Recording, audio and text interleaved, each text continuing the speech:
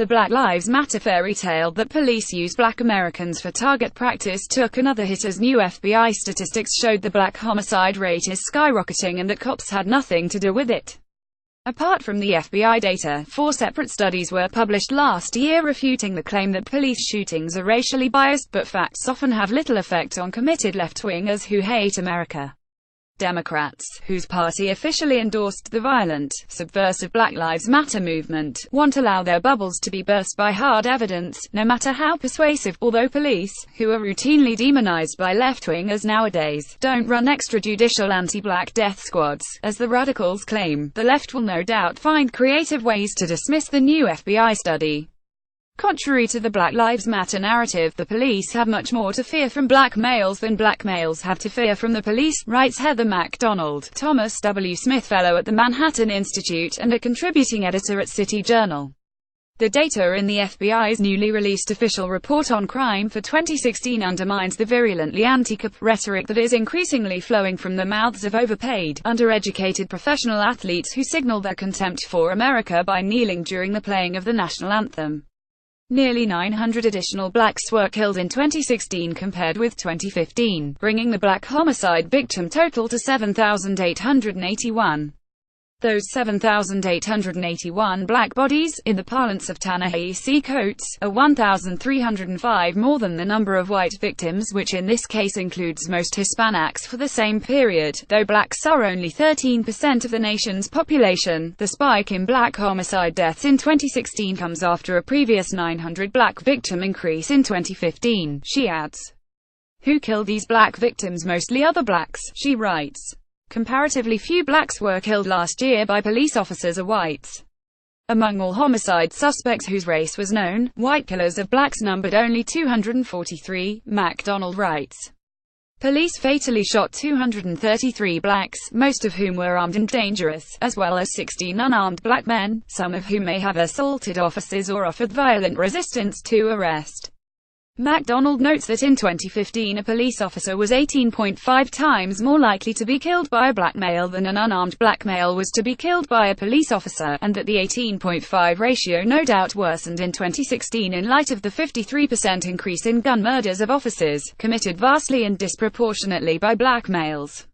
Over the past decade, 42% of all cop killers were black males, even though they constitute just 6% of the population. Violent crime has been on the rise for 2 years in a row.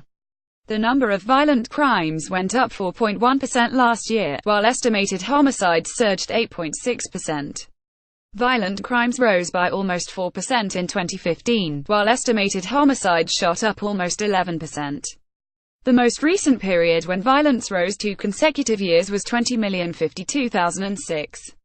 The reason for the current increase is what I have called the Ferguson effect, she writes. Cops are backing off of proactive policing in high-crime minority neighborhoods, and criminals are becoming emboldened. Meanwhile, the kneeling contagion is spreading like flesh-eating disease in a leper colony for swingers. 2 uniformed black Chicago police officers knelt in support of Colin Kaepernick's national anthem protests in a photo with a Black Lives Matter activist while raising black power fists. The men faced disciplinary action for making a political statement while in uniform, but hey, it's Chicago, so nothing will happen to these 2 men who are unworthy of the uniform they are privileged to wear. They may even get promoted, or a show on MSNBC. Rep. Sheila Jackson Lee D. Texas, whom Daniel Greenfield calls America's dumbest congresswoman, knelt in the House of Representatives to demonstrate solidarity with the showboating, racist kneelers of the National Football League. But there are excellent odds that Sheila Jackson Lee has no idea what the protests are about, he writes. This is the woman who thought that we won the Vietnam War. And that the Constitution is 400 years old. Now, according to one leftist, standing for the national anthem is itself proof of racial bigotry. Huffington Post contributor Jesse Benn, who calls himself a dad, partner, engaged citizen, opinionated writer, leftist, PhD student, and features a hammer and sickle on his Twitter profile, claims that any white athlete who stands during the playing of the national anthem is showing his complete support for white supremacy. It's a question of privilege, Benn writes. See, for white athletes the anthem and American flag represent freedom, liberty and whatever other amorphous American values one might ascribe these symbols. So, from their view, kneeling would be disrespectful to the privileges a white supremacist nation affords them. This means the Steelers' offensive tackle Alejandro Villanueva is a racist because he stood for the national anthem.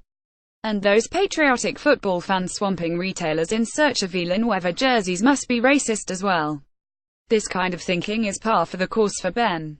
In a 2015 exchange this writer had with him on Twitter, Ben absurdly refused to name any of Hillary Clinton's accomplishments after making supportive statements about her.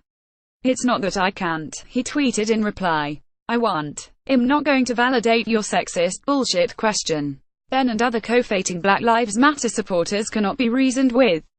They won't allow the truth to get in the way of their narrative.